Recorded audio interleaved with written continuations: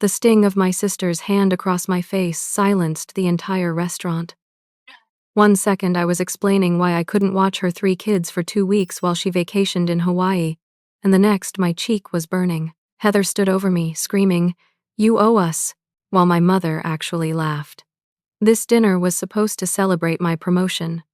Instead, I sat there, the weight of years supporting my sister's family crushing me. The realization hit harder than the slap. I'd spent my entire adult life paying for everyone else's happiness. As tears welled, I made a decision that would change everything.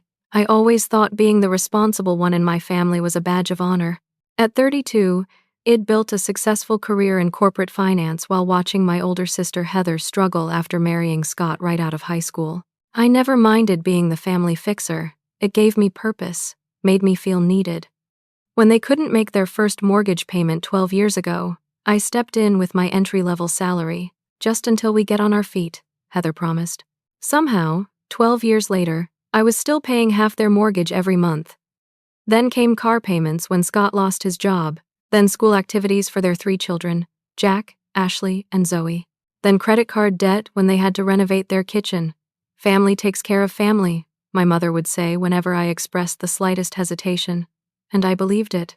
I scheduled my life around their emergencies, canceled dates to babysit, and postponed buying my own home because there was always another crisis needing my checkbook. Last month, everything changed. After years of 60-hour work weeks and night classes to get my financial planning certification, I was promoted to senior financial advisor, more than doubling my income. For once, I wanted to celebrate something in my life. I booked a table at Riverstone, the fanciest restaurant in town, and invited my sisters, family, and my mother. I arrived early, nervously smoothing my new dress.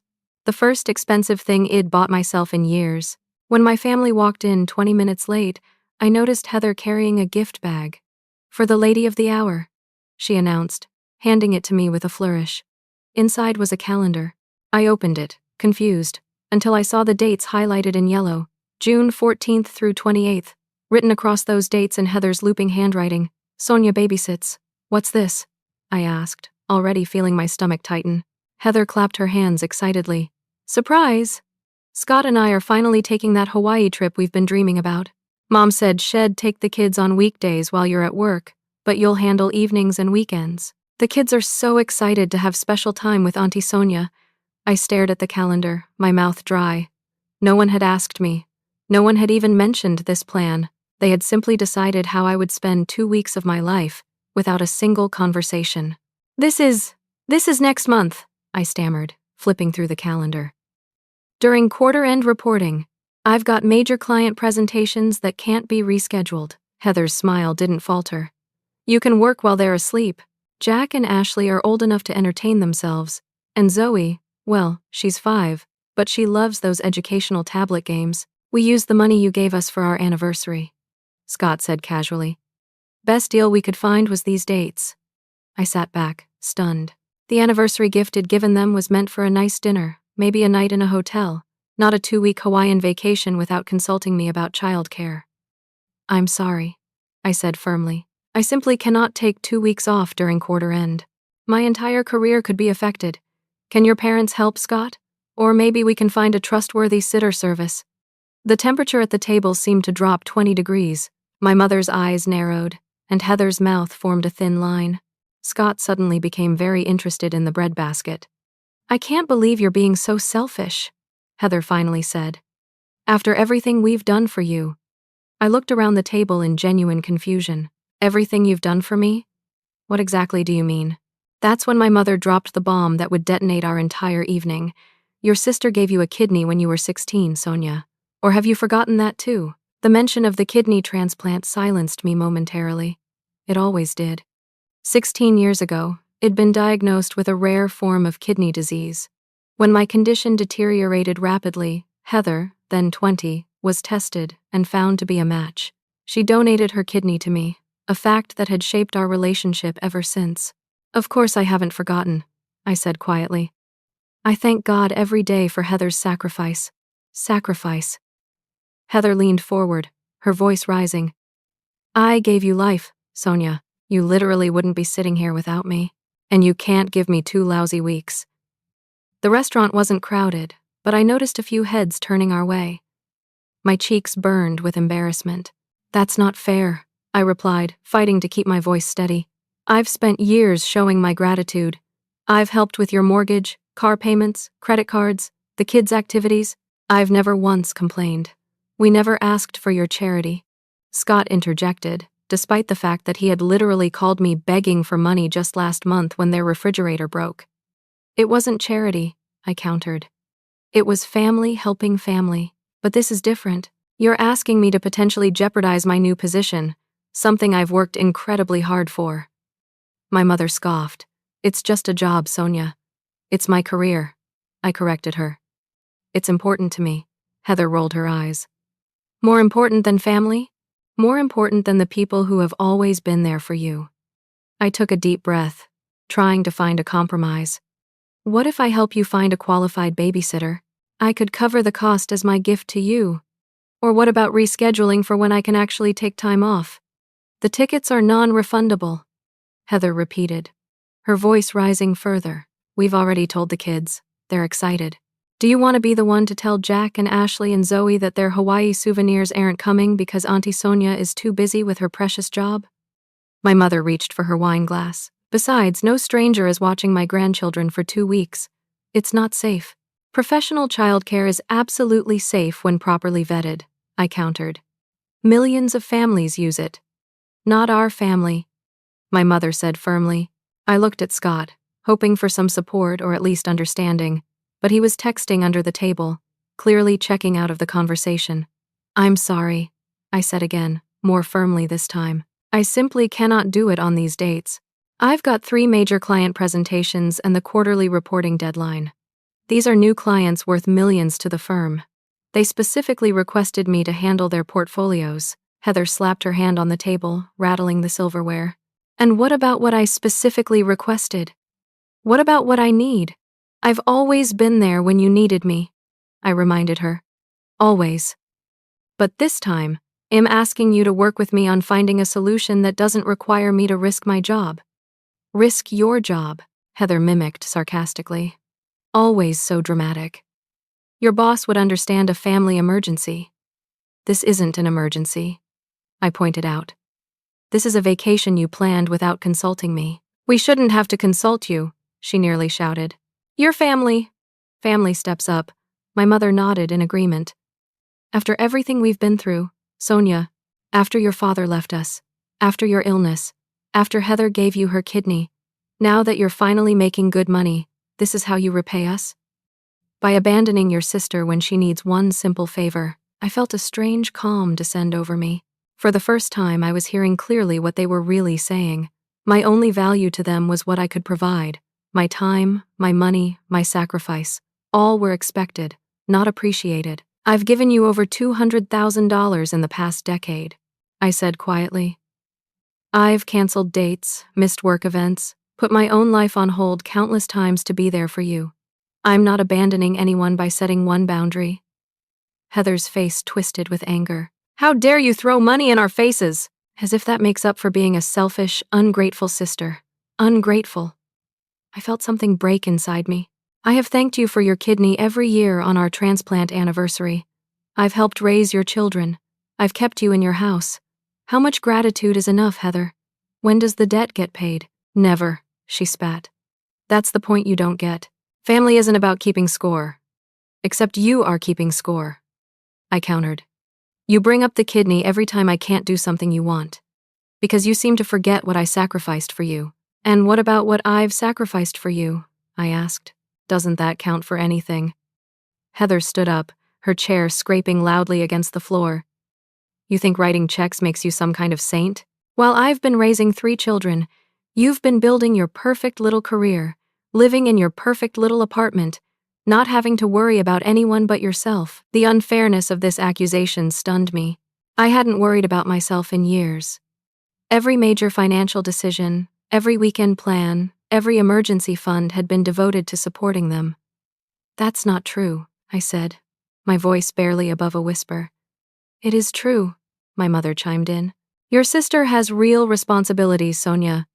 You just work and come home to an empty apartment. You have no idea what real sacrifice looks like." I felt tears stinging my eyes but refused to let them fall. "I've put off buying a home because every time I save enough for a down payment, one of you has a crisis. I've ended relationships because I couldn't give them the time they deserved. I was too busy helping you. I've passed on job opportunities that required relocation because you needed me here." "Oh, poor Sonia," Heather mocked. "Such difficult choices in your cushioned life." Scott finally looked up from his phone. "Look, this is getting out of hand. Sonia, just take the 2 weeks. We really need this vacation. Heather's been stressed, and the kids miss having you around anyway." "I can't," I repeated, feeling like I was in some bizarre loop where my words meant nothing. "I physically cannot be in 2 places at once, and I cannot miss these work commitments." "You mean you won't?" Heather corrected. "No, I can't," I insisted. "And I won't jeopardize my career. I'm sorry about your non-refundable tickets, but that was a decision you made without consulting me." Heather's face flushed crimson. "I can't believe I gave a kidney to someone so selfish." The statement hung in the air like a physical thing. In that moment, I realized the kidney had never been a gift. It was a chain, binding me to eternal obligation. "I never asked for your kidney," I said softly. "I was 16. The doctors approached you. Our parents encouraged you. So now you're saying you didn't want my kidney?" Heather's voice rose to a near shriek. "That's not what I—" Before I could finish, Heather's hand swung through the air and connected with my cheek. The sound cracked across the restaurant. For a second, no one moved. "You owe us," she screamed, her face inches from mine. To my shock, my mother actually laughed, a nervous, uncomfortable sound, and said, "Sonia, you've always been so dramatic. Look what you made your sister do." I touched my burning cheek, looking from Heather's rage-contorted face to my mother's dismissive one. Something fundamental shifted inside me. For the first time in my adult life, I saw them clearly. Not as the family who needed my support, but as people who viewed me as nothing more than a resource to be drained. The restaurant had gone completely silent. Even the soft music playing in the background seemed to have paused. A waiter hovered uncertainly nearby, clearly wondering if he should intervene. I looked into Heather's eyes, my sister, my blood, the woman who had indeed given me one of her kidneys, and saw no remorse, only self-righteous anger. My mother was arranging her silverware, acting as if her daughter hadn't just assaulted someone in public. In that moment, 16 years of memories crashed over me like a tidal wave. Every time I'd canceled plans to help them, every paycheck partially signed over to cover their expenses, every holiday I'd organized and funded, every crisis I'd dropped everything to solve. And in return? Demands, expectations, the constant unspoken message that whatever I gave, it would never be enough to repay the debt of being alive. I carefully folded my napkin and placed it beside my untouched entree. I reached for my purse, took out my wallet, and removed my credit card. "What are you doing?" my mother asked, frowning. "I'm paying for dinner," I said, my voice surprisingly steady. "And then I'm leaving." "Don't be ridiculous," Heather snapped, still standing. "Sit down. People are staring. Let them stare," I replied. "I'm done." "Done with what?" Scott asked, finally looking concerned. "Done being treated like an ATM with a kidney I need to make constant payments on," I said. "Done putting my life on hold while you live yours at my expense. Just done," I signaled to the waiter, who approached cautiously. "Check, please," I said. "For the entire table." "Sonia, you're overreacting," my mother said, reaching for my arm. "Heather's under a lot of stress. You know how she gets." I gently removed her hand. The familiar voice in my head that always whispered, "They need you. You can't let them down. They're family." But instead, I felt something unfamiliar. Relief. I drove home to my apartment, the one I'd settled for instead of the house I'd wanted, because Heather needed a new roof the same month I'd planned to make a down payment. As I pulled into my parking space, my phone buzzed with a text from my mother. "Your sister is crying. I hope you're happy with yourself." Then another from Heather. "Typical Sonia, running away when things get tough. Guess your precious job matters more than family." Then Scott. "Hey, you know Heather didn't mean it. She's just stressed about money and the kids. Can you call her?" I turned off my phone and walked into my building. Inside my apartment, I kicked off my shoes and sank onto my couch, half expecting to feel the crushing weight of guilt and obligation that had been my constant companion for years. Instead, I felt lighter than I had in ages. The next morning, I woke to 27 missed calls and 43 text messages. I scrolled through them without reading, noting that most were from my mother and Heather, with a few from Scott and even one from my 14-year-old nephew, Jack. I put my phone on silent and got ready for work. For the first time in recent memory, I had a weekend with nothing scheduled. No emergency babysitting, no helping Heather with household projects, no listening to my mother complain about her neighbors. Just as I was about to leave, a new text came through from an unfamiliar number. Curious, I opened it. Sonia, it's Aunt Darlene. Your mother called me in tears, saying you've cut the family off because they asked for babysitting. She said you're threatening to stop paying for Heather's Hawaii vacation. What's going on? I stared at the message in disbelief. Aunt Darlene lived in Colorado. We only saw her at Thanksgiving every few years, and Id never promised to pay for any vacation. I began typing a response, then stopped. What was the point? My mother and sister had clearly already begun spinning their version of events. Rather than defend myself, I simply wrote back. There's more to the story, Aunt Darlene. I'm taking some space from the family right now. I hope you're well. I sent the message and headed to work, where I could focus on something other than the mess of my personal life. But when I arrived at my office, my assistant Jennifer looked concerned. Everything okay? She asked. Your sister called the office line 3 times this morning. I told her you were in meetings. I closed my office door and sank into my chair. I'm sorry about that. Family drama. It won't happen again, Jennifer nodded sympathetically. Also, your mother left a message saying it's urgent. Something about a heart condition. My stomach dropped. My mother had a mild arrhythmia that she only mentioned when trying to get her way. But what if this time it was serious? I picked up my office phone and called her. Mom? Jennifer said you called about your heart. Oh, now you care. She answered, her voice dripping with sarcasm. Now that I might be dying, you'll answer the phone. I pinched the bridge of my nose. Are you actually having heart problems? Or did you just say that to get me to call? My pressure is through the roof after the stunt you pulled last night, she snapped. Heather barely slept. The children are confused. Scott had to call in sick to work. I'm sorry to hear that, I said neutrally. But I have meetings all day. We can talk tonight if you'd like. Talk? About what?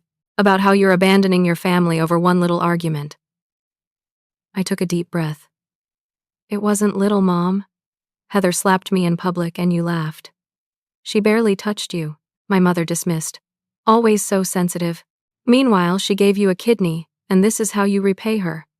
And there it was again. The kidney. The eternal debt. I need to go, I said. I have a client waiting. Fine, she snapped. But what am I supposed to tell Heather about Hawaii? They're counting on you. Tell her to cancel the trip or find another babysitter, I said. I've already explained why I can't do it. Can't, or won't, my mother challenged. Both, I replied and hung up. By lunchtime, Id received 3 more calls from Heather and a text from Scott saying they were really worried about me. I ignored them all and focused on preparing for my afternoon presentation. Just as I was wrapping up with my client, Jennifer knocked on my door with a panicked expression. Your brother-in-law is here, she whispered. Hez causing a scene in reception. I apologized to my client and hurried to the front desk. Sure enough, Scott was standing there, red-faced, demanding to see me. Sir, I've told you Miss Wilson is in a meeting, the receptionist was saying. And I told you it's a family emergency, Scott insisted. He spotted me and pointed. There she is. Sonia, what the hell? You've blocked all our calls. The entire reception area went quiet. My colleagues stared. I felt my face burning with embarrassment but managed to keep my voice level. Scott, this is my workplace. You need to leave. Not until you talk to me, he insisted. Heather's a wreck. Your mother thinks you're having some kind of breakdown. I glanced apologetically at the receptionist and led Scott to a small meeting room off the main area. You have 5 minutes, I said, closing the door. And then you need to go, or security will escort you out. Security, he scoffed. What's wrong with you? We're family. Family doesn't slap each other in restaurants, I replied. Family doesn't use a 16-year-old medical procedure to manipulate. Family doesn't show up at workplaces to create scenes. Scott ran a hand through his thinning hair. Look, Heather's under a lot of pressure. She lost her temper. She's sorry. Has she said that? I asked, because I haven't received an apology from either her or my mother. He shifted uncomfortably. You know how she is. She has trouble saying sorry, but she feels bad. Not bad enough to call and apologize, apparently. Scott sighed heavily. Can we just move past this? We really need to finalize the Hawaii plans. The kids are excited, and Heather deserves this break. I stared at him, incredulous. Did you not hear a word I said last night? I cannot babysit during those dates, period. But we already bought the tickets, without asking me first. I reminded him, that's not my problem to solve. Scott's expression darkened. So what? You're just going to let us lose $3,000 because you're having some kind of tantrum? I'm establishing a boundary. I corrected him. Something I should have done years ago. Boundary, he repeated, as if I'd used a foreign word. Sonia, we depend on you. You know our situation. Yes, I said. I know exactly what your situation is. You've lived beyond your means for years, with me making up the difference. That stops now. His face paled. What do you mean? I mean I'm done subsidizing your life, I said calmly. No more mortgage help, no more car payments, no more credit card bailouts. You can't be serious, he stammered. Well, lose everything. You'll need to adjust your lifestyle, I corrected. Like most families who live on one income. Scott's shock turned to anger. This is about the slap, isn't it? You're punishing us because Heather lost her temper once. This is about years of being taken for granted, I replied. The slap was just the final straw. My 5 minutes are up. Please leave. You'll regret this, he warned, standing. When you need us, we won't be there. The irony of his statement was almost laughable. When had they ever been there for me? As Scott stormed out, I returned to my office and closed the door. My hands were shaking, but not with fear or guilt. With something that felt surprisingly like power. For the first time in my adult life, I'd said no, and meant it. That evening, I sat at my kitchen table with my laptop, a legal pad, and a glass of wine. It was time to untangle myself financially from my family, a process I should have started years ago.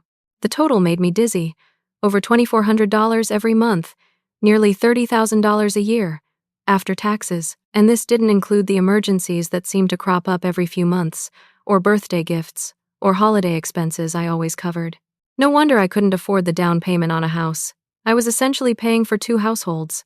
I opened my contacts and called Mark Patterson, my financial advisor colleague who specialized in debt management.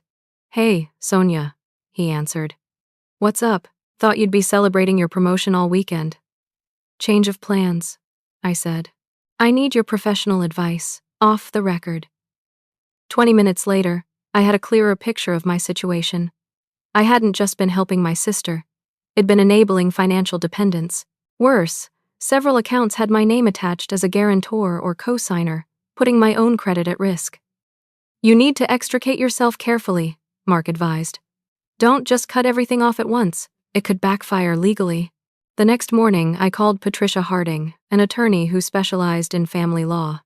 I explained my situation, including the slap and the years of financial support. Unfortunately, this is more common than you might think, she said.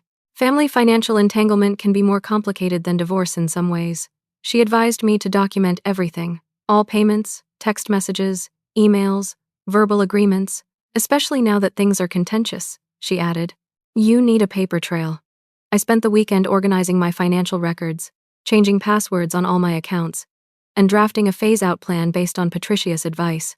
I couldn't legally remove myself from some obligations immediately, like the car loan where I was co-signer, but I could stop the voluntary payments and create a timeline for ending the rest. I also changed my phone number, keeping my old one active but muting notifications. The barrage of messages continued, ranging from angry accusations to guilt-inducing pleas. My mother claimed her blood pressure was dangerously high. Heather alternated between rage, "You're dead to me," and manipulation.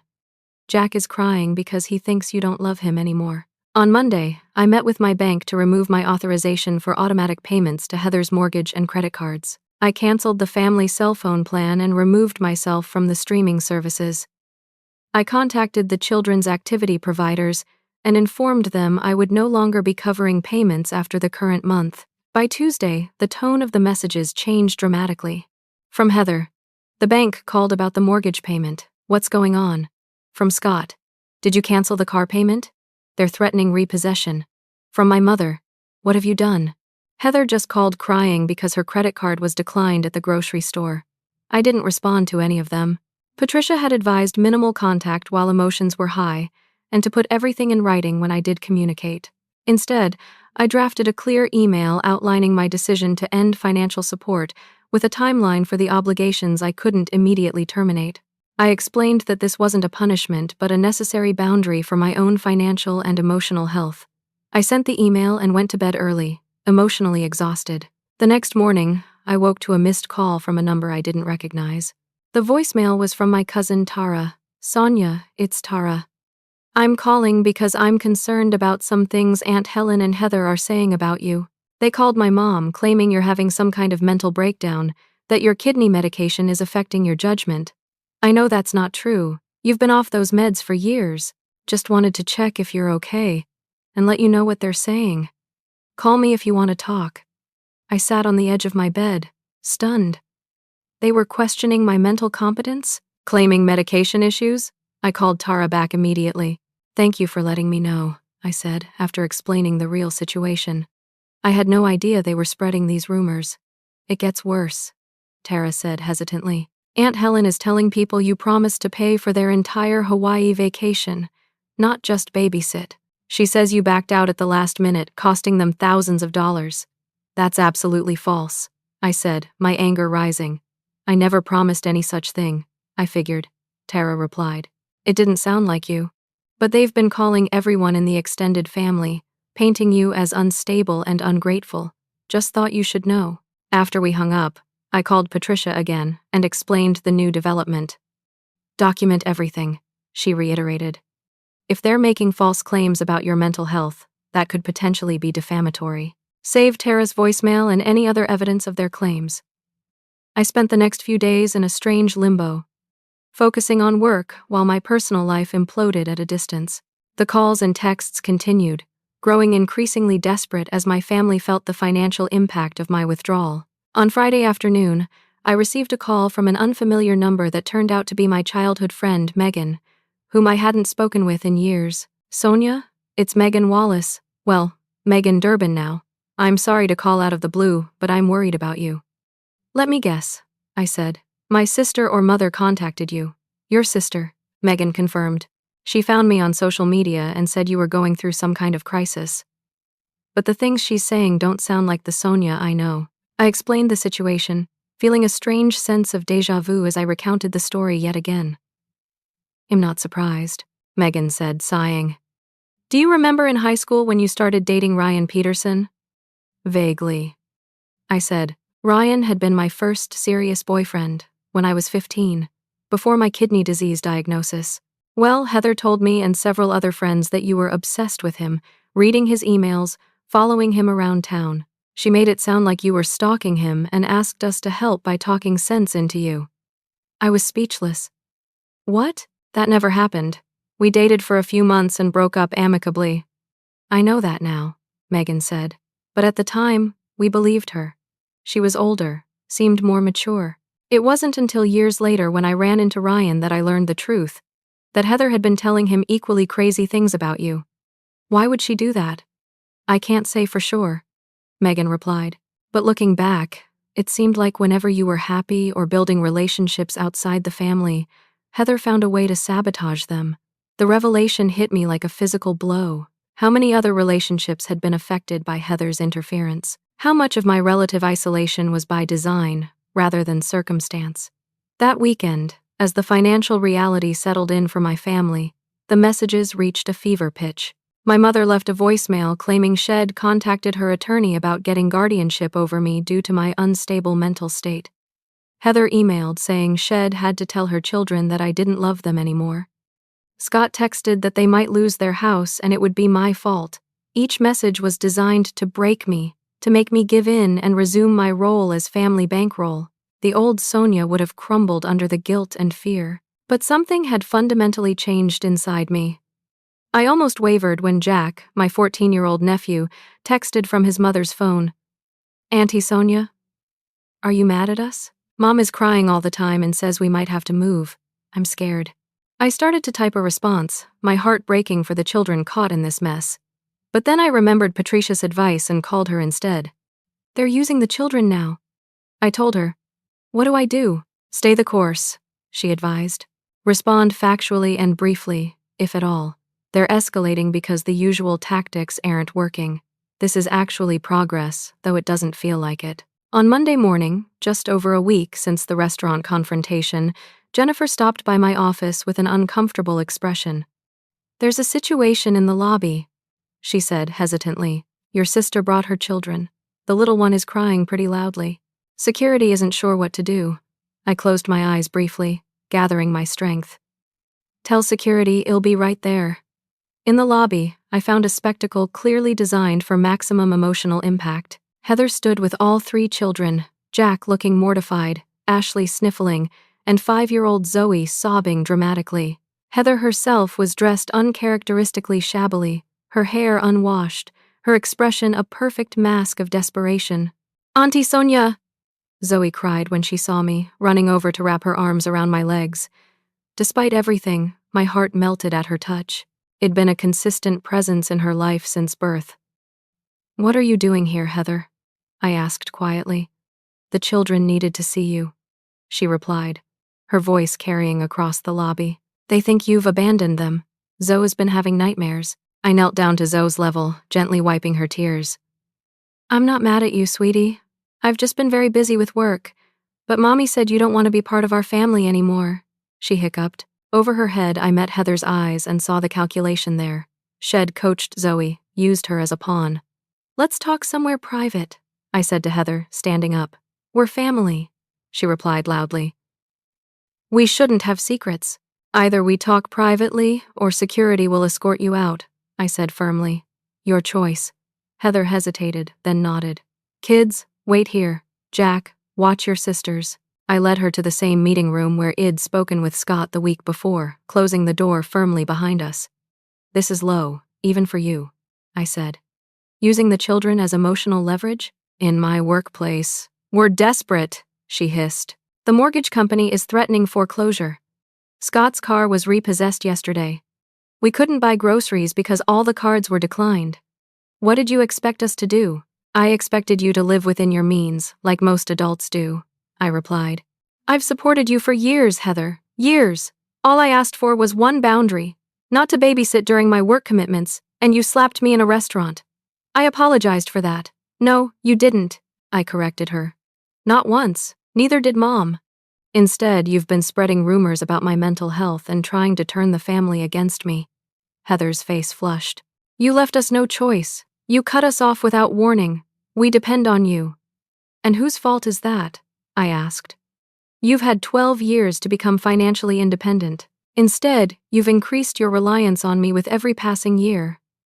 That's not fair, she protested. We have 3 kids. Scott's had job issues. The economy hasn't prevented other families from living within their means. I interrupted. This isn't about money, Heather. It's about respect. You've never respected me, my career, or my boundaries. You've treated me like an ATM that dispenses cash and childcare on demand. That's not true. You're my sister. I gave you a kidney. And there it was again. The ultimate trump card. Yes, you did. I acknowledged. And I'll always be grateful. But that kidney wasn't a down payment on the rest of my life. It doesn't entitle you to infinite support or exempt you from treating me with basic human dignity. Heather's expression hardened. So what now? You're just going to let us lose everything because of one argument. I've sent you an email outlining a transition plan, I replied. I'm not legally able to remove myself from some obligations immediately, but the free money is done. You and Scott need to adjust your lifestyle, get financial counseling, and learn to live on what you earn. That's impossible, she exclaimed. Well, lose the house, the cars, everything. Then you downsize. I said simply. Move to an apartment. Sell the luxury SUV. Cancel the premium cable package and the country club membership. Stop the endless Amazon deliveries. Do what millions of families do every day. Live according to your means. not your wants. Heather's eyes filled with tears. Real ones this time, not the performative crying shed perfected over the years. I don't know how to do that, she whispered.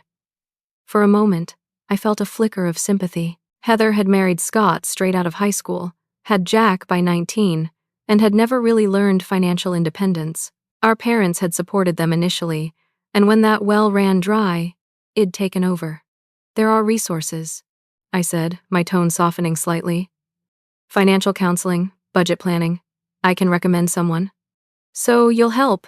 She asked, hope flooding her face. It'll help you learn to help yourselves, I clarified. But the blank checks are over, Heather. For good. Her face fell, then hardened again. Fine. But don't expect to see the kids again. You've made your choice. The threat was like a knife to my heart.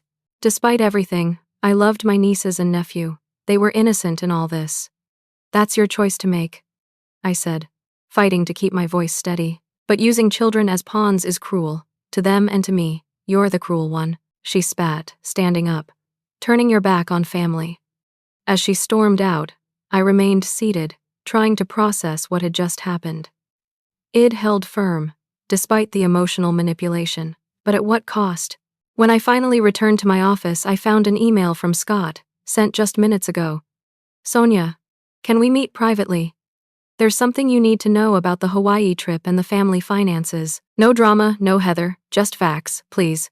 I stared at the screen, wondering what new tactic this was, but something in the tone seemed different, more direct, less emotional. Against my better judgment, I replied with a time and place. A coffee shop halfway between our workplaces, the following day at lunch. Whatever Scott had to say, I'd hear him out, but this time I'd be going in with open eyes. 3 weeks passed with minimal contact from my family. After the coffee shop meeting with Scott, where Head awkwardly asked for just a small loan to cover immediate expenses, it maintained my boundary. No more money, no more automatic rescues. At Patricia's suggestion, Id started seeing a therapist, Dr. Levine, to help process the complex emotions around setting boundaries with family. Our sessions were revealing patterns Id never fully acknowledged, how Id slipped into the role of family, savior, and enabler, how my self-worth had become tied to being needed, how guilt and obligation had replaced genuine connection. Family systems resist change. Dr. Levine explained during our third session, when you alter your role, expect pushback, sometimes extreme pushback. They're fighting to maintain the status quo. Her warning proved prescient. Just as I was starting to find my footing in this new dynamic, the counterattack began. First came the social media onslaught. Though Id deactivated my accounts temporarily at Patricia's suggestion, friends started forwarding me screenshots of Heather's posts. Heartbroken that someone I literally gave a piece of myself to has abandoned our family in our time of need. Blood isn't always thicker than water, I guess. Some people forget where they came from once they get a fancy job and bigger paycheck. Family should always come first, and, most disturbingly, worried about my sister's mental state. If you see her, please encourage her to get help. Sometimes medication side effects can cause personality changes and irrational decisions. The posts garnered dozens of sympathetic comments, mostly from people who knew only Heather's version of events. A few mutual acquaintances reached out to check on me, their messages tinged with the assumption that I was indeed having some kind of breakdown. Then came the extended family campaign, calls from distant relatives, some I hadn't spoken with in years, expressing concern and urging me to make things right with my mother and sister. Most hadn't bothered to ask for my side of the story. Your family is devastated. My great-aunt June informed me during an unexpected call. Heather says you've cut them all off without explanation and they might lose their home. That doesn't sound like the Sonia I know. There's more to the story, I replied, exhausted from repeating myself. But I appreciate your concern. Family is everything, she admonished. Without family, what do we have? Boundaries, I murmured. But she was already launching into a story about some distant cousin who'd regretted a family estrangement. Even my workplace wasn't immune. Somehow, my mother had gotten the direct line to my supervisor, Richard, and called with concerns about Sonia's health. Fortunately, Richard was professional enough to recognize the inappropriate contact for what it was. Family dynamics can be complicated, he said when he informed me of the call. Just let me know if you need any support. I thanked him, mortified that my personal drama had reached my professional sphere, but grateful for his discretion. The next escalation came as a certified letter from a law firm I didn't recognize, requesting my medical records pertaining to kidney transplantation and anti-rejection medications for a review of my current capacity to make financial decisions. I immediately forwarded the letter to Patricia, who called me within the hour. "This is a fishing expedition," she assured me. "They have no legal grounds to access your medical records without your consent. It's a scare tactic, nothing more." "Can they actually claim I'm incompetent?" I asked, my heart racing despite her reassurance. "Based on what? Setting financial boundaries? Refusing to babysit?" "There's no case here, Sonia. It's just another form of pressure." She helped me draft a formal response through her office, putting the other law firm on notice that any further attempts to access my private medical information would be met with legal action. The pressure continued to mount. My mother left voicemails claiming she was having chest pains from the stress. Heather emailed that Ashley had been crying herself to sleep, asking why Auntie Sonia didn't love them anymore. Scott texted that they were behind on all their bills and might have to pull the kids from their activities. Each message was designed to pierce my armor of resolve, to trigger the caretaking impulse that had defined our relationship for so long. Sometimes it worked. I'd find myself awake at 3 a.m, calculating how much I could spare to help them through just this month. But then I'd remember the slap, the laughter, the years of taking and taking without appreciation. One evening, after a particularly difficult day of deflecting family drama while trying to focus on work, I received a call from an unfamiliar number. Ordinarily, I would have let it go to voicemail, but something compelled me to answer. "Is this Sonia Wilson?" a young male voice asked. "Yes," I replied cautiously. "Who's this?" "It's Jack. I'm using my friend's phone. Can you talk?" My nephew's voice sent a wave of emotion through me. Of everyone in this mess, I missed the kids the most. "Of course," I said. "Is everything okay?" He hesitated. "Not really. Mom and Dad are fighting all the time. They told us we might have to move, and Zoe might have to quit dance lessons. Mom keeps saying it's because you don't love us anymore, but I don't believe that." My heart ached. "Jack, I love you and your sisters very much. This situation is complicated, but it has nothing to do with how I feel about you." "I know," he said quietly. "I heard Mom and Grandma talking. They said they need to find a way to make you feel guilty enough to start paying again. Mom was coaching Zoe on what to say to make you feel bad." The confirmation of what I'd suspected, that the children were being used as emotional pawns, made me feel physically ill. "I'm sorry you're caught in the middle of this," I told him. "It's not fair to you. Can I ask what really happened?" he said. "Mom just says you abandoned us, but that doesn't sound like you." I took a deep breath, considering how much to share with a 14-year-old. "Your mom and I had a disagreement about boundaries and respect. I've been helping your family financially for many years, but when I couldn't babysit during an important work time, things escalated in a way that wasn't okay." "The slap," he said simply. I was stunned. "You know about that?" "Mom didn't tell us, if that's what you mean," he replied, sounding older than his years. "But Ashley and I overheard her and Dad arguing about it. Dad said she went too far. It wasn't just the slap." I explained carefully. "It was many things, over many years. But I want you to know that none of this is your fault or your sister's fault. Adult problems belong to adults." "But what's going to happen to us?" he asked, his voice cracking slightly. "Dad says we might lose everything."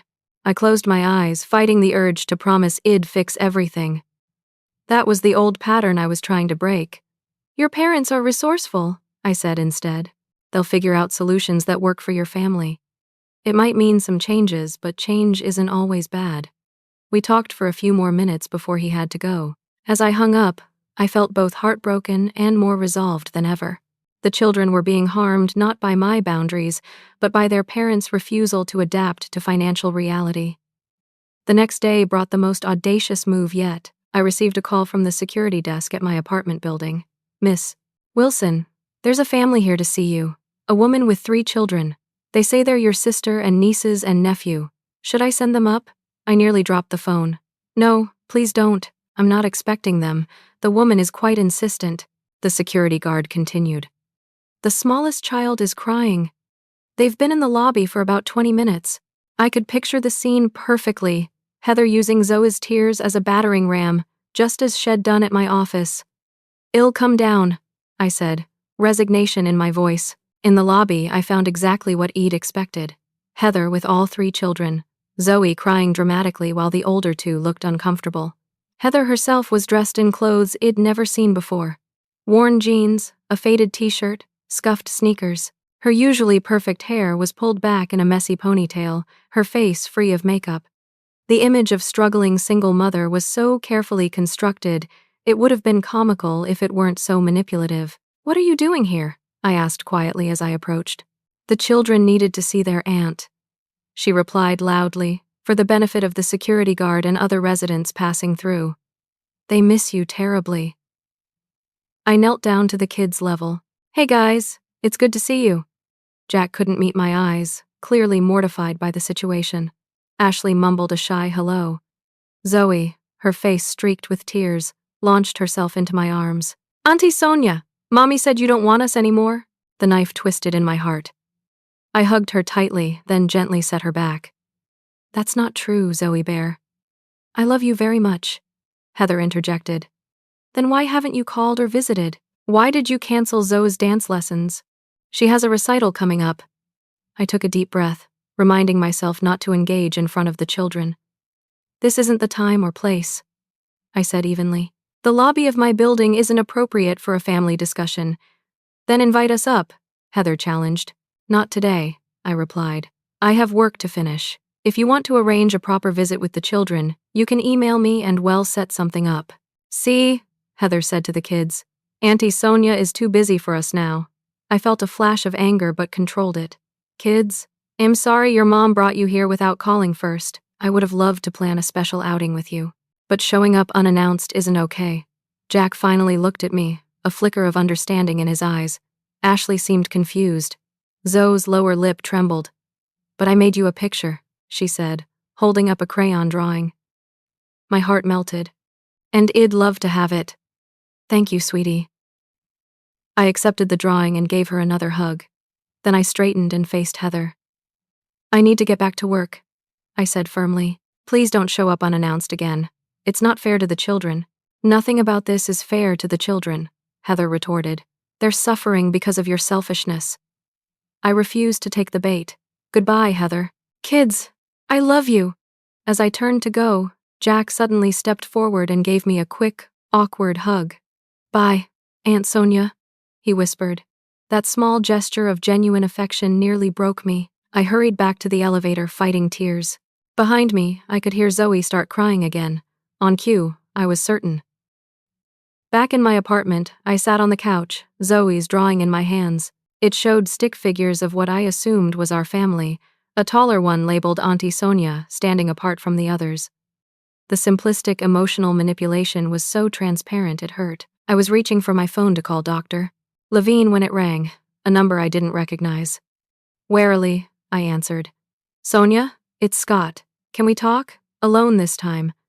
"No, Heather, no drama. What is there to talk about?" I asked. "And why are you calling from a different number?" "I'm using a colleague's phone," he admitted. Heather checks my call history. "Look, I know she went to your apartment today. I tried to talk her out of it." "Not hard enough, apparently," I replied coldly. "Please," he said, an edge of desperation in his voice. 30 minutes. That coffee shop near your office, tomorrow at lunch." I hesitated. Our last meeting had just been another attempt to extract money from me. "Why should I?" "Because there's something you need to know about Heather and your mother," he said quietly. "Something I should have told you years ago. Despite my better judgment, curiosity won out." "Fine, noon tomorrow, 30 minutes, no more." The next day, I arrived at the coffee shop early, choosing a table with a clear view of the door. Scott arrived precisely at noon, looking more disheveled than I'd ever seen him. His usually neat button-down was wrinkled, his face unshaven. "Thank you for meeting me," he said, sliding into the seat across from me. 30 minutes, I reminded him, tapping my watch. He nodded, then glanced around nervously before speaking. "I need to tell you something about the Hawaii trip. I'm not paying for it," I said automatically. "That's just it," he replied. "You already did. 6 months ago." I stared at him. What are you talking about? Scott looked deeply uncomfortable. Remember when you gave us that check for $10,000 after your bonus last year? You said it was to help with Ashley's braces and some house repairs. Yes, I said slowly. What about it? Heather spent it on the Hawaii trip, he admitted. Paid in full. 6 months ago. First-class tickets, luxury resort, the works. I felt like I'd been punched. She spent $10,000 on a vacation when you were behind on your mortgage. He nodded miserably. I didn't know until after Shed booked it. Non-refundable, like she told you. But the babysitting request, that was real. We do need someone to watch the kids. So the whole scene at the restaurant, I began, was about the babysitting, yes. But also about keeping you from finding out Shed spent your money on a vacation instead of what you intended. My mind was reeling. Why are you telling me this now? Scott ran a hand through his hair. Because it's gotten out of control. The lies, the manipulation, using the kids as pawns. I didn't sign up for this. You've been benefiting from it for years, I pointed out. I know, he acknowledged, surprising me. And that's on me.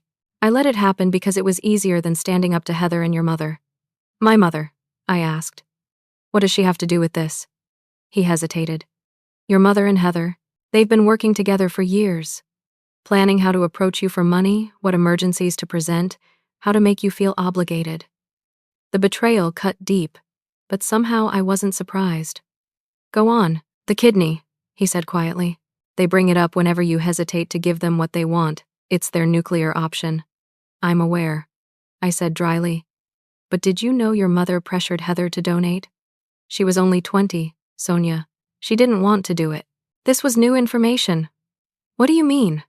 Scott looked uncomfortable. I was dating Heather when you got sick. She was terrified of the surgery, wanted to say no. Your mother told her Shed never forgive her if anything happened to you. Said what kind of monster wouldn't save her own sister. I sat back, stunned. All these years, I'd carried such gratitude for what I thought was Heather's selfless gift. The narrative suddenly shifted, not erasing my appreciation but casting it in a different light. Why would my mother do that? Control, Scott said simply. She's always played you against each other. Heather as the martyr who sacrificed for you. You as the successful one who owes the family for your second chance. It's sick, but effective. And you went along with it, I said, anger rising again. I did, he admitted. I'm not proud of it. But seeing what they're doing to the kids. He trailed off. Jack asked me last week if you stopped loving us because we took too much money from you. A 14-year-old shouldn't have to think about that stuff. He was right, but I wasn't ready to absolve him. So what do you want from me, Scott? More money? Forgiveness? Neither, he said, surprising me again. I want to fix our family, but not by going back to the old patterns. The kids need their aunt. But they also need parents who aren't financial parasites. The bluntness of his self-assessment caught me off guard. I've started looking for a better job. He continued. We're putting the house on the market. It's too big, too expensive. I'm trying to get Heather to see a therapist, but she refuses.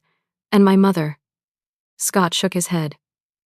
That's beyond me. Your mother's been manipulating both of you your entire lives. She's in too deep to change now. Our 30 minutes were nearly up. I studied Scott's face, looking for signs of deception, another angle for manipulation. But all I saw was exhaustion and what appeared to be genuine remorse. What do you want from me? I asked again, softer this time. Just, don't give up on the kids, he said. They're innocent in all this. And maybe we can find a way forward that's healthier, for all of us. As I walked back to my office, I felt strangely lighter. Scott's revelations, while painful, had filled in missing pieces of a puzzle I'd been trying to solve my whole adult life. The picture that emerged was ugly but clarifying. My phone buzzed with a text from an unfamiliar number. It's Jack. Dad gave me your new number. Can we talk sometime? Just us. Something warm unfurled in my chest. Not the old burden of obligation, but something healthier. Genuine connection, freely chosen. I texted back. Anytime, Jack. I'd like that. For the first time in weeks, I felt a flicker of hope that something good might emerge from the wreckage of our family dynamics. Not a return to the old patterns, but something new, and potentially better. Dr. Levine's office had become a sanctuary over the past 2 months, a place where I could untangle the knots of family obligation, guilt, and manipulation that had bound me for so long. "You seem lighter today," she observed as I settled into the now familiar chair by her window. "Something's changed." I told her about Scott's revelation about the Hawaii trip, my mother's manipulation of Heather regarding the kidney donation, and the tentative connection I'd re-established with Jack. "It's like I've been viewing my family relationships through a distorted lens," I explained. "Now the picture is clearer but also more complicated." "That's often how it works," she agreed. "As we remove the fog of denial and wishful thinking, we see more accurately, both the good and the bad. When you have a moment, I'd like to talk. There's history here you might not be aware of. Uncle William was my father's brother. After my parents divorced when I was 12, Wed had limited contact with my father's side of the family, another dynamic I now questioned. I returned his call immediately. "Thank you for reaching out," I told him after we exchanged awkward greetings. "It's been a long time." "Too long," he agreed. "And that's partly why I'm calling. Your situation with Helen and Heather. It's not as unique as you might think." Over the next hour, Uncle William filled in gaps in my family history I'd never known existed. How my father hadn't simply abandoned us, as my mother had always claimed, but had been systematically pushed out through manipulation and control. How my mother had isolated us from his entire family, rejecting their attempts to maintain relationships with Heather and me. "Your father had his faults," Uncle William acknowledged. "But the narrative you've been given isn't the whole truth. Helen did to him what she's doing to you now, painted him as the villain when he finally set boundaries." "Why are you telling me this now?" I asked, not accusingly but genuinely curious. "Because history is repeating itself," he replied. "And because I regret not fighting harder to stay in your lives. We all do. Your cousins, your grandparents before they passed. Helen was masterful at keeping us away while making it seem like we were the ones who didn't care." The conversation was both painful and liberating. Uncle William invited me to dinner the following weekend to reconnect with cousins I barely remembered.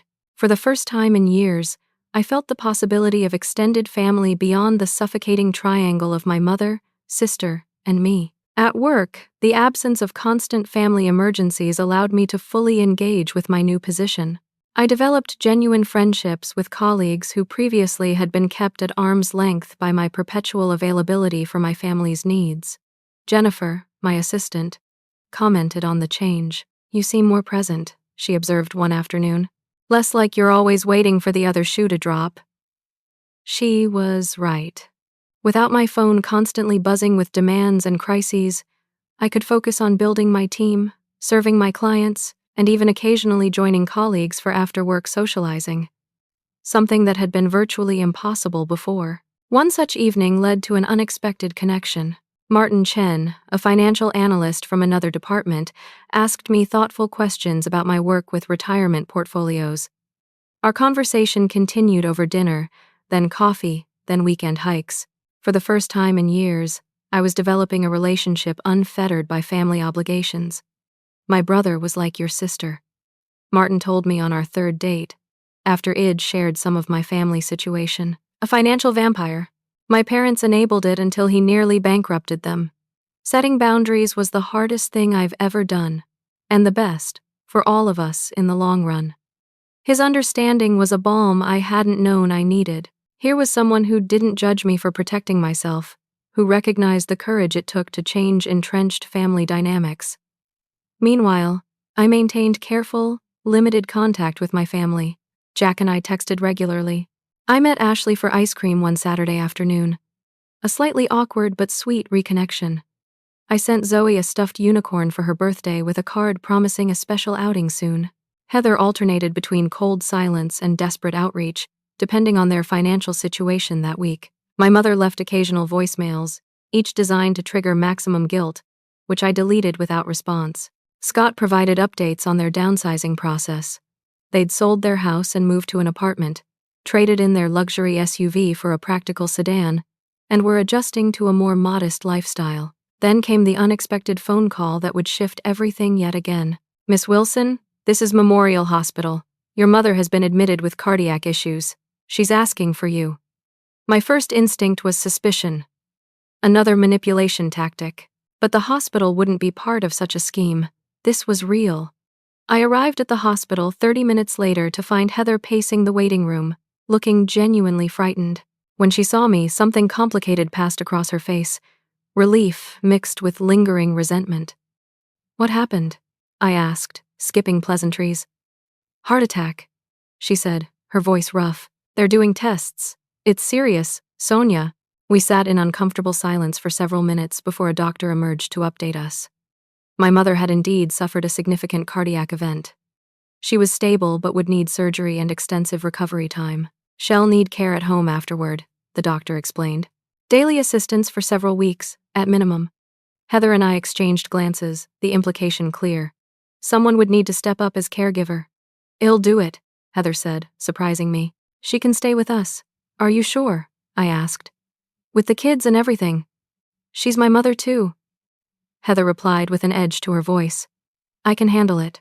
The old me would have jumped in, offering financial support, taking over arrangements, making everyone's problems my own. Instead, I simply nodded. "Let me know how I can help. But Heather, it's okay to set limits on what you can realistically manage." She looked at me sharply, then away. "I don't need advice from you on how to care for family." I let the barb pass. "Can I see her?" My mother looked small in the hospital bed, tubes and monitors creating a technological cocoon around her. Her eyes widened when I entered the room. "You came," she said, her voice weak but the manipulation strong as ever. "I thought you'd abandoned us completely." "I'm here," I replied simply, taking a seat beside her bed. "The doctor says you'll need surgery." She reached for my hand with surprising strength. "I'm scared, Sonia. I need you." The familiar pull of guilt and obligation tugged at me, but now I recognized it for what it was.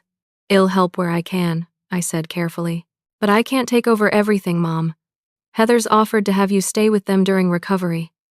My mother's face fell slightly. "But your apartment is so much nicer, and you don't have noisy children running around." "My apartment isn't suitable for recovery care," I replied. "And I work full-time. Heather can be there during the day. You could take leave," she suggested. "Family medical leave. I could," I acknowledged. "But I won't. I'll visit. I'll help coordinate care. I'll contribute financially to appropriate medical expenses not covered by insurance. But I won't put my life on hold indefinitely." She turned her face away. "I see how it is. When I really need you, you're too busy." The old guilt tactics felt hollow now, transparent in their intent. "I'm here right now," I pointed out, "and I'll continue to be present in ways that are healthy for both of us." In the weeks that followed, my mother's health crisis created an unexpected reset in our family dynamics.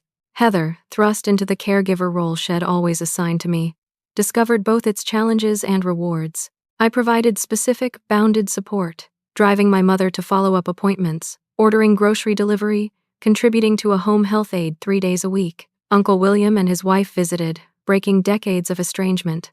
My mother was initially cold, then reluctantly appreciative of the additional support. My father even called from Arizona, where he'd built a new life after the divorce. One evening, about a month into my mother's recovery, I stopped by Heather's apartment with dinner for everyone. The kids greeted me with genuine enthusiasm, even Zoe, who had initially been wary after being used as an emotional pawn. As we cleaned up after the meal, Heather and I found ourselves alone in the kitchen.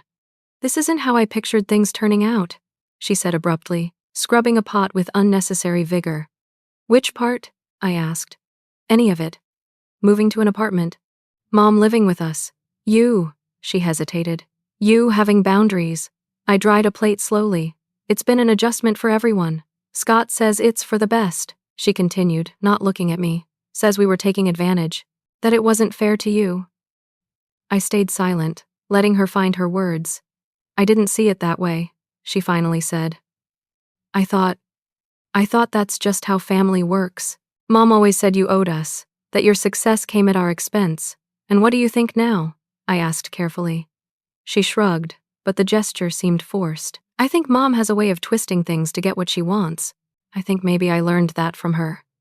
It wasn't an apology, but it was more self-awareness than I'd ever heard from Heather. "The kidney," I said quietly. "Scott told me Mom pressured you. Heather's hands stilled in the soapy water. He had no right. Maybe not. But is it true? She was silent for so long I thought she wouldn't answer. Finally, she sighed. I was 20, Sonia. I was scared. The surgery, the recovery, I didn't want to do it. You could have said no. I said, not accusingly but matter-of-factly. Could I? She looked at me directly now. With Mom saying it'd be killing my sister? With everyone looking at me as the only hope? What kind of person says no to that? A normal person with normal fears, I answered. It doesn't make what you did any less meaningful. But it does change how it's been used against me ever since. Heather looked away again. I resented you, she admitted, for needing the kidney, for recovering so completely while I struggled with complications, for going on to this perfect life while I was stuck with Scott and babies and money problems. My life wasn't perfect, I countered. I was working 60-hour weeks while handling your emergencies. I put everything on hold to be available for your family. I know that now, she said quietly. I didn't then. Or maybe I didn't want to see it. We finished the dishes in silence. It wasn't reconciliation. Not yet. But it was the most honest conversation we'd had in decades. As I was leaving, Jack walked me to my car. Things are different now, he observed. Better, I think. Dad's new job pays more. Mom's less angry all the time. And Grandma, he hesitated. Yes, I prompted. She still tries to play everyone against each other, he said with surprising insight. But it doesn't work as well as it used to. I smiled at my nephew, struck by his perception. You're pretty observant for 14. He shrugged. When adults are messed up, kids notice everything. On the drive home, I reflected on how much had changed in just a few months. The family system was recalibrating, finding a new equilibrium. It wasn't perfect. There was still tension, old resentments, habitual patterns trying to reassert themselves. But there was also more honesty, more appropriate boundaries, more recognition of unhealthy dynamics. And in my own life, away from the family drama, things were blossoming. My relationship with Martin was deepening. My reconnection with my father's side of the family was healing old wounds. My career was thriving without constant interruptions. For perhaps the first time in my adult life, I was building something for myself, not out of selfishness, but out of self-respect, and the recognition that I couldn't truly help others if I was constantly depleting myself. As I pulled into my apartment building's parking lot, my phone buzzed with a text from Heather. Mom's trying to convince us she needs to move in permanently. I said no. Thought you should know. I smiled at the screen. It wasn't an olive branch, exactly, but it was something new, a recognition that we might be stronger standing together than allowing ourselves to be played against each other. I texted back a simple, thank you. Then I added, proud of you. Her response came seconds later. That's new. It was new, for both of us. And maybe, just maybe, it was the beginning of something better. 6 months had passed since that fateful dinner when Heather slapped me. Half a year since Id walked away from toxic family dynamics and begun the challenging process of building healthier relationships. The journey hadn't been linear. There had been progress and setbacks, moments of connection and painful confrontations. My mother had recovered from her heart attack, but continued to resist the new family order. Heather and Scott had adjusted to their more modest lifestyle, though not without struggle. The children were thriving with clearer boundaries and less financial stress in the household. And I had discovered a life beyond being the family fixer, complete with a fulfilling career, a promising relationship with Martin, and reconnections with extended family. But something still felt unresolved. The slap itself had never been directly addressed. The patterns had shifted, but the core issues remained largely unspoken. After discussing it with Dr. Levine, I decided it was time for a more formal conversation, one that might provide closure and a framework for moving forward. A family meeting, Heather repeated when I proposed the idea. With who? You, me, Mom, and Scott, I explained. And Dr. Levine to facilitate? A therapist? My mother scoffed when I called her. We don't need some stranger in our family business. That's my condition, I said firmly. If we're going to have this conversation, we need someone neutral to guide it. Surprisingly, Scott was the most receptive. It's overdue, he said. We need to clear the air, once and for all. After 2 weeks of negotiation, we agreed on a Sunday afternoon at Dr. Levine's office. I arrived early, my stomach in knots, despite months of therapeutic preparation for this moment. Remember, Dr. Levine reminded me before the others arrived. You can't control how they respond. You can only control how you show up and what boundaries you maintain. My mother arrived first, her face set in the martyred expression shed perfected over decades. Heather and Scott came together a few minutes later, an unusual tension between them. Once we were all settled in the comfortable circle of chairs, Dr. Levine introduced herself and outlined ground rules. One person speaks at a time, no personal attacks, focus on feelings and needs rather than accusations. Sonia requested this meeting, she explained. So I'll ask her to start. I took a deep breath, centering myself in the preparation I'd done. Thank you all for coming. I wanted us to meet because despite the changes in our relationships over the past 6 months, we've never directly addressed what happened or why. I think we need that clarity to move forward in a healthier way. My mother immediately interjected. If this is about money again, Helen, Dr. Levine said gently but firmly. Please let Sonia finish. I continued. 6 months ago, Heather slapped me in a restaurant when I said I couldn't babysit during important work meetings. Mom, you laughed it off. That moment crystallized years of unhealthy dynamics between us, where I was expected to sacrifice my needs for everyone else's, with my sister's kidney donation used as leverage whenever I hesitated. I placed a folder on the coffee table. In this folder are bank statements showing I've given this family over $300,000 in the past 12 years. Not loans, gifts. I've canceled dates, missed work events, delayed my own goals to be there for every crisis, real or manufactured. Scott shifted uncomfortably.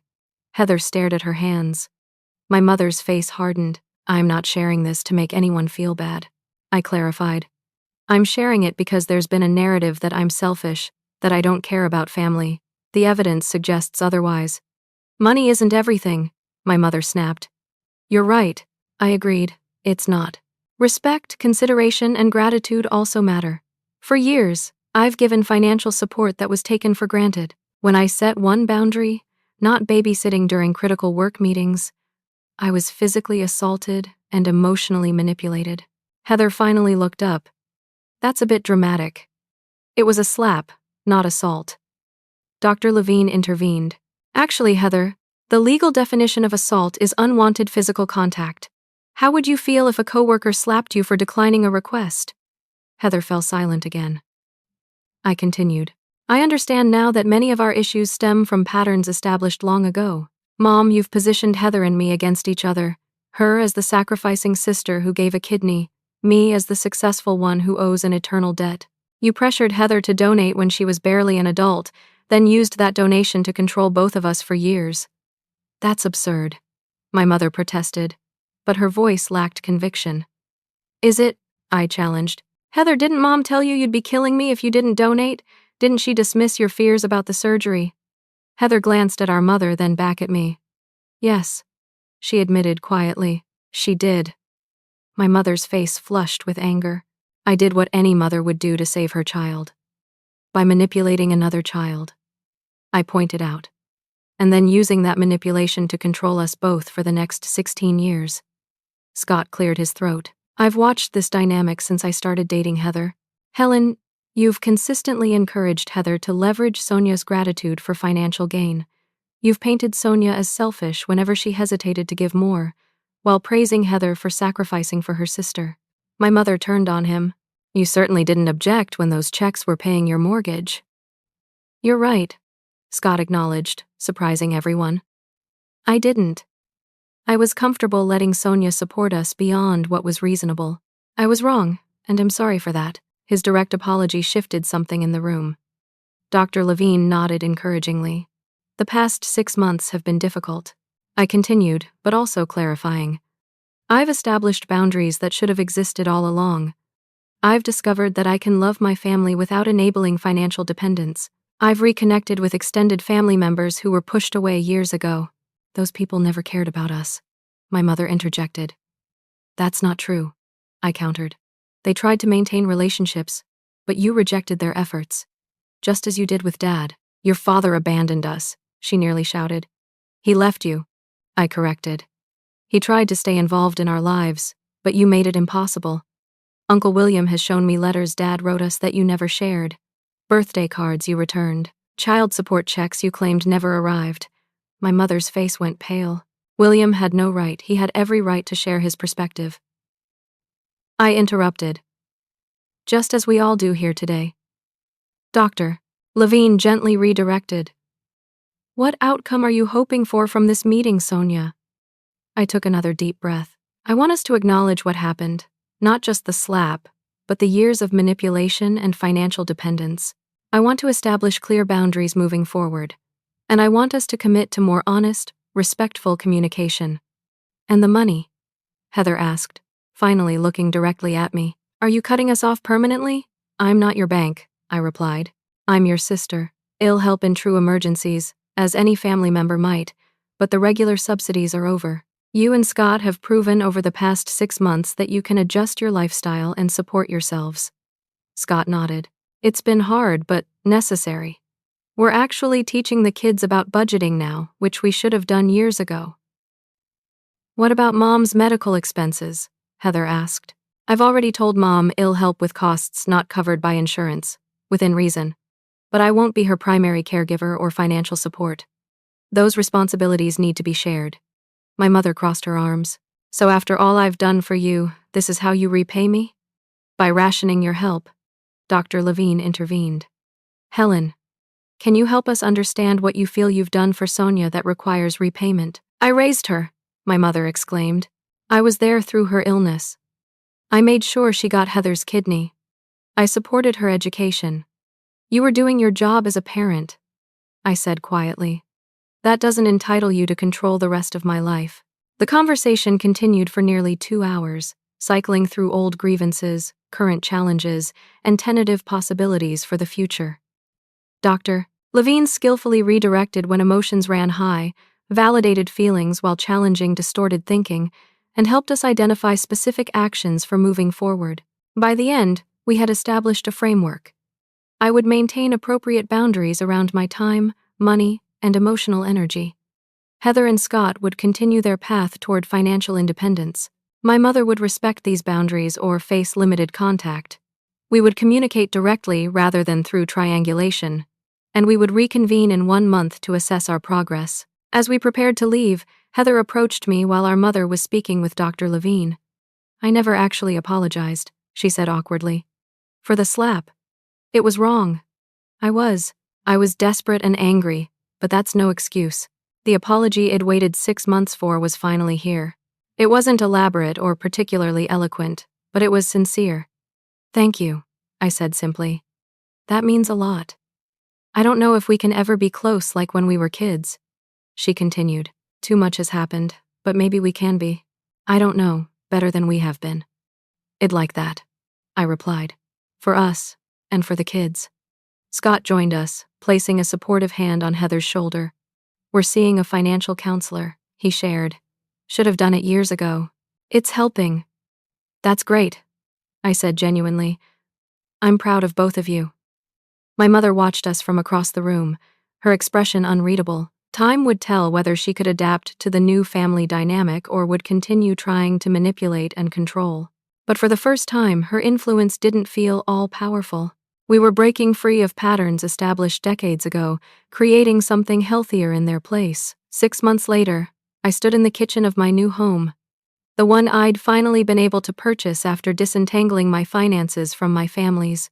It wasn't extravagant, but it was mine, with a spare bedroom for occasional visits from my nieces and nephew, and a backyard where Martin and I hosted weekend barbecues. Today was special, a housewarming that doubled as a family gathering. Uncle William and his wife chatted with my father, who had flown in from Arizona. Cousins I was still getting to know played basketball in the driveway with Jack and Ashley. Zoe proudly showed everyone the dance routine she'd perfected in the classes she now attended at a community center rather than the expensive private studio. Heather entered the kitchen carrying an empty platter. Need a refill on the appetizers. Everything's going fast. There's more in the fridge, I told her. Martin's dad brought extra, just in case. As she retrieved the additional food, she paused. It's weird, isn't it? How different everything is now. Good different, I asked. She considered. Harder in some ways, easier in others. Better, I think. Definitely more honest. My mother had declined the invitation, still struggling with the new boundaries. She maintained limited contact, primarily through carefully worded text messages and occasional supervised visits with the children. Perhaps someday she would accept the changed dynamics, perhaps not. I had made peace with either outcome. Sonia, Martin called from the backyard. Your dad's telling everyone about your science fair disaster from 5th grade. I laughed. Coming to defend my honor, as I headed outside, I paused in the doorway, taking in the scene. Family, both blood and chosen, sharing food and stories.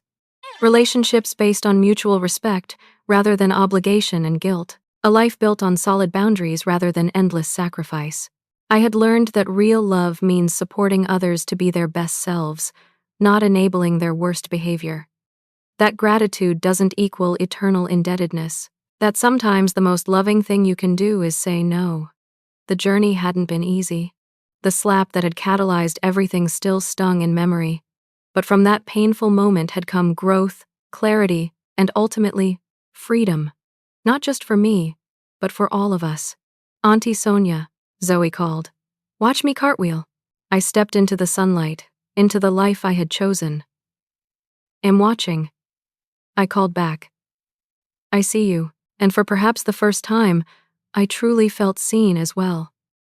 Have you ever had to set difficult boundaries with family members who were taking advantage of your generosity? What was the hardest part about standing up for yourself? Share your experiences in the comments below. If this story resonated with you, please like, subscribe, and share to help others who might be struggling with similar family dynamics. Thank you for listening, and remember, sometimes the most loving thing you can do for yourself and others is to say no.